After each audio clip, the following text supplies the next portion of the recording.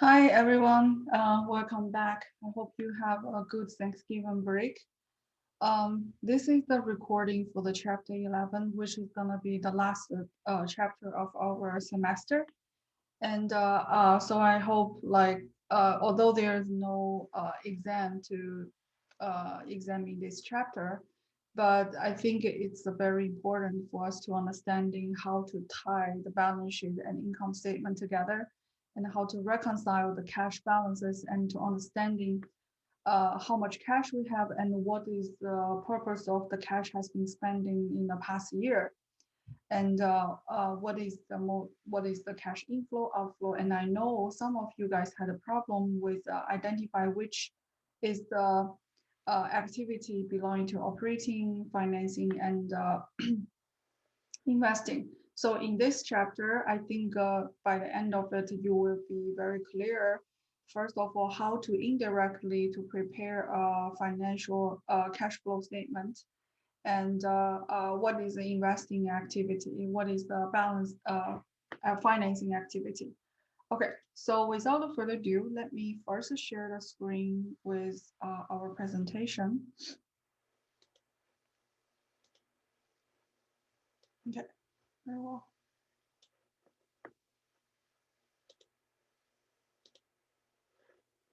Okay, so first part, we're gonna talk about the classification of activity, right? So cash flow activities. And then as we already talked about, operating cash flow stands for the cash receipts and the cash payment for the transaction relating to the revenue and the expenses. So I wanted to emphasize that all the operating activities are only related to the revenue or expense related activity. An investing activity, which is interesting enough, is that cash transaction involve purchase and sale of the long-term assets. That's it. And current investment, right? So it has nothing to do with revenue or expenses. So last activity is financing activity. In the previous chapters, we said that anything related to the stockholder and banks is exactly what it is. So financing activity refers to inflow and outflow of cash resulting external financing. So there's only two possible outlet of external financing. One is creditors, right? Which usually we consider as banks, and one is investors, right? External financing of business transaction with lenders or stockholders. Okay, so for example, I just want to show you what is the statement of cash flow really look like. First of all, it's also a year-end statement. And second of all, you will see it will categorize into three major components. One is cash flow from operating activity. One is the cash flow from investing activity. One is cash flow from financing activity. And within the operating activity, which is the most difficult to reconcile, we wanted to use the indirect method, means that we're starting with net income figure. And then by adjusting and reconciling net income to net cash flow from operating activity, basically we're adjusting a accrue-based accounting to a cash-based accounting. Why is that? It's because in the operating activity, remember, we accrue a lot of stuff. It means that when there's no cash flow related activities such as depreciation expenses, amortization expenses, let's say the write down of the accounts receivable, those things are the very special feature of accounting, which we call accrue-based accounting. We record transactions ahead of time without any cash influences. That's how we come up with this net income figure. But because we wanted to prepare a cash flow statement for an operating activity, hence that we wanted to retranslate this accrue-based accounting back to cash-based accounting. So therefore, we will the decrease or adding back the depreciation expenses or loss that we do not have any cash exchange back to the net income. And also we will increase the, we will minus the increase in short current asset and decrease the increase in the current asset. So all this, okay, I'm gonna talk about it in details in the next video. But I just want to tell you that cash flow from operating activity is the most tedious and most difficult transaction that we need to reconcile. But there is a very simple logic behind it. The simple logic is that you wanted to translate the accrue-based accounting to cash-based accounting. Accrue-based accounting, because this net income number has embedded a lot of transactions that has not impacting the cash yet. Therefore, we wanted to give it back if it's not cash outflow, and then we want to add it up if it's cash inflow. Okay, so don't bog down. So we're going to talk details in second video.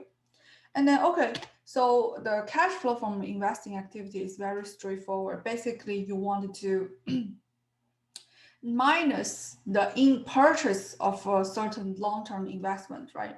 Because when you buy something, your cash is outflow.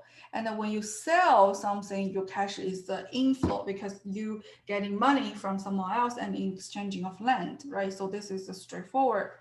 And then the last one basically is issue common stock and pay dividends. And so this is very easy to identify and understanding the direction of inflow and outflow. Okay, so last section of this report is that you wanted to adding up all the changes of each big category, right? So for example, the cash flow from operating activity is end up with a $50,000 increase in cash flow. And the cash flow of investing activity is ends up with $29,000 of an outflow. And the cash flow from financing activity, you end up with $7,000 outflow. So if you're adding all this up, you find that your total net cash increase or decrease should be increase in cash for $14,000, right? So that's the summarization of all these three numbers together. And then you will put the beginning cash from the balance sheet right here. So the beginning of the period of 2021, which is January 2021, it has the company has $48,000 of cash, and adding the change of the cash, the ending balance of the cash is a 62,000. Okay. And then so note here that there's an explanation of non-cash activities.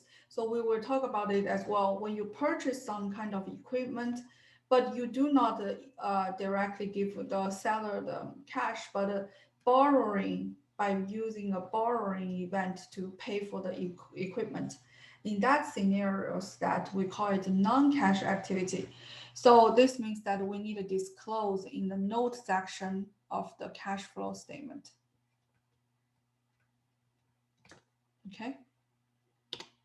Okay. So first of all, let's just one step at a time.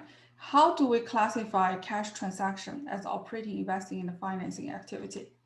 So I want to just give you a simple example of cash inflow and outflow for each category, right? So cash flow from operating activities majorly coming from revenue and expenses related transactions, right? So therefore, there are inflows such as a sale of the goods or services, or inflow is the collection interest and dividends.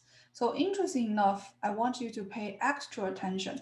That means that here, the dividend that you receive from your investment, such as you bought stock from someone else as your investment, when that company declare dividend, it's part of your cash inflow. Yes, I understand that, but that cash inflow is under the operating activity, okay? It's not under the financing activity. Okay, good. Okay, cash inflow from the investing activity, of course, it's gonna be sale of all the things that you have invested, right? So such as sell for long-term assets, sell for your investments, such as, like I said, if you invest in someone else's stock, you bought Tesla's stock and you want to sell it right now. So the sale proceeds of the the action of selling Tesla's stocks, that is a cash inflow to you, right? And a collection of notes receivable. Why notes receivable become an investing activity? Because if you issue a bond or long-term notes to someone else according to the period of time, right? So it's going to be a long-term commitment for your company, hence that is considered as an investing activity. And cash flow financing activity. So issue the bonds or note payable, right? So that means that you are loan money from someone else for a long time and then issue the stocks, right? Okay, let's look at outflow. So outflow from the operating perspective, for example, if you're a merchandiser, you are purchasing the inventory, or if you are paying the operating expenses, you're paying for the interest expenses, or you're paying income tax expenses. See, so one is the inflow is a revenue related, and outflow is expense related. Okay. For investing activity, right, the outflow should be you are purchasing the investment or you're purchasing long-term asset or you're lending a big note to someone that as a you are the creditor, right? So you're investing someone, you trust that someone gonna honor this loan for 30 years and you believe you can borrow this person for decent amount of money, right? Okay, for decent rate of return. So financing activity, the outflow, such as you repay your own bond or notes payable, and you acquire a treasury stocks, right? So, or payment of the dividend. So as you can see, in terms of financing activity, it's all related to the debt, long-term debt, which you are the borrower, and all the transaction including in the equity section. Except if you wanted to think about it, unless when you are the one who getting paid dividend, you'll be considered as operating activity. But if you pay someone else as dividend, that's considered as a financing activity. Okay. Okay.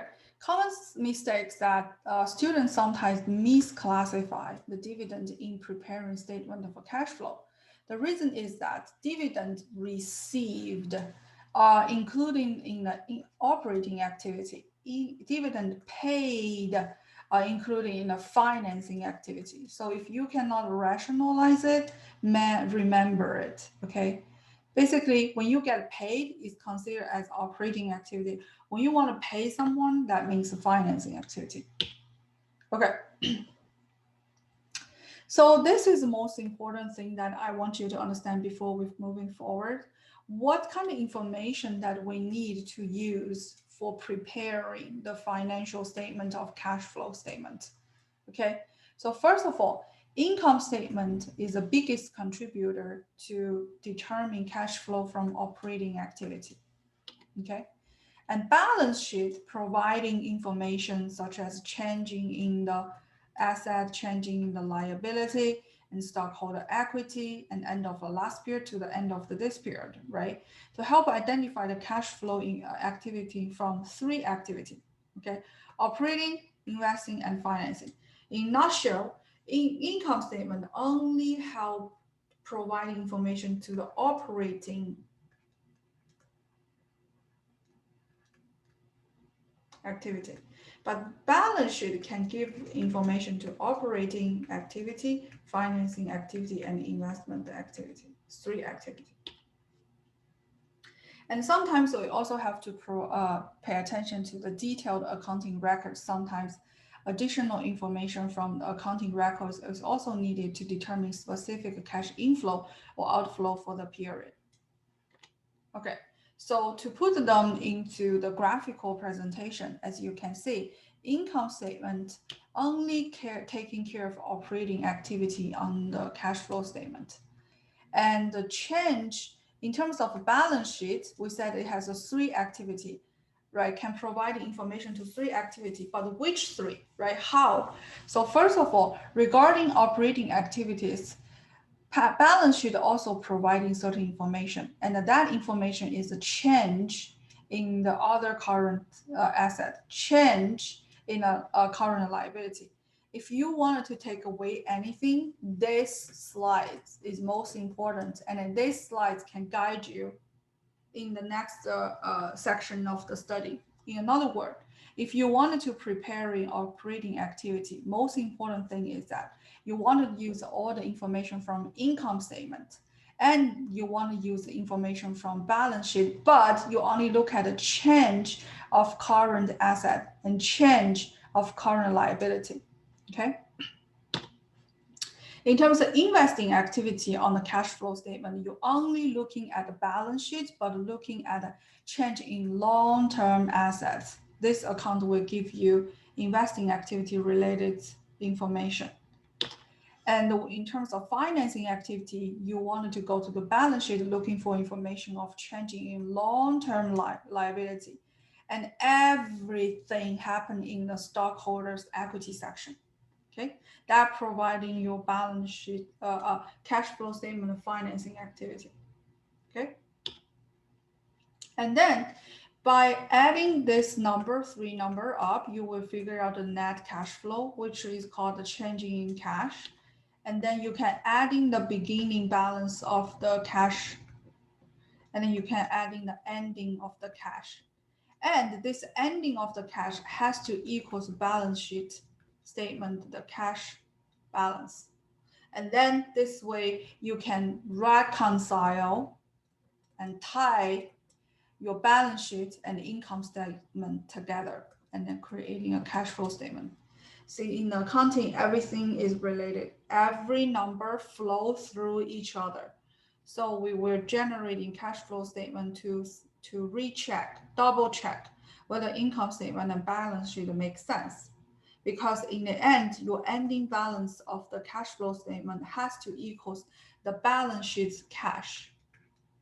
Okay, and then that way, and then we know the cash flow statement information is coming from multiple resources based on the income statement and balance sheet. And then if it's equals, that means everything you did is right. If it's not equal, something must went wrong.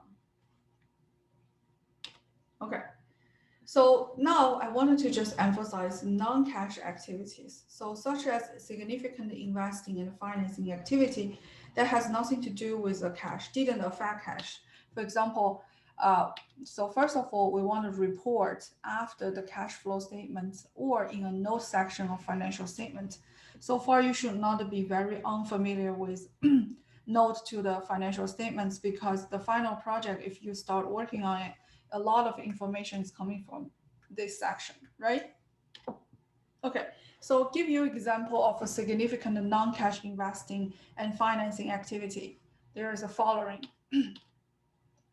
First of such as purchase of a long-term asset by issue a debt, right? So if you want to buy equipment cost you $20,000, and then instead of you having cash, you take off line of credit, you paid for that. So in this whole process, your cash is not in your hand and then change hands.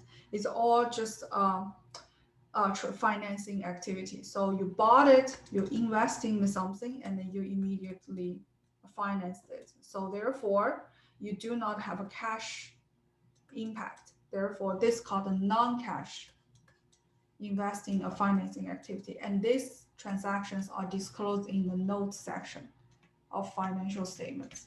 Okay. Or second example, such as the purchase loan asset by issuing stocks, right? Or conversion of bonds payable into common stocks. So remember we said the bond can be callable bond, can be a convertible bond, and this is a convertible bond. Means that the creditors can have the right to become a common stockholders. And in this transaction, there's no cash involved, right? Hence that it's not going to be part of the cash flow statement. But because the significance of it, right? Significance of it, we have to disclose it in the notes. Okay. And also exchanging of a long-term asset as well. So, okay, let's look at this question. Which of the following cash transaction would affect the amount of investing cash flow reported in the statement of cash flow? So investing cash flow, we said, is all the cash flow associated with long-term asset investment, right? So therefore, sale of equipment, payment of dividend. So okay, I think it should choose A. So the B, why not B? Payment of a dividend should be an equity section and should be the financing activity, right? Purchase of inventory, it should be revenue, related revenue, it should be operating activity. Oh, yeah. And then issuance common stocks, that's the equity section of the balance sheet. It should associated with financing activity. Hence, we should choose A. Okay. So sale of equipment would increase in the investing activity cash flow. The payment of the dividend would decrease in financing cash flow, right? The issuance of the stock would increase in financing cash flow, and the purchase of inventory would decrease in the operating cash flow. Okay, so I will see you guys in the next video, and then we're gonna talk about how do we detailedly preparing the cash flow statement.